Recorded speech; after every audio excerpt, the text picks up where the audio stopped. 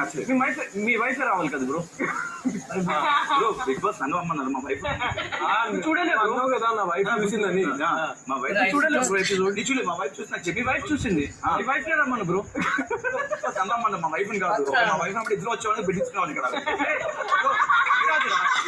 అది మీరు చెప్పొద్దు బ్రో, అది కాదురా నేను చెప్పేది వినురా. అది కాదురా నేను చెప్పేది వినురా.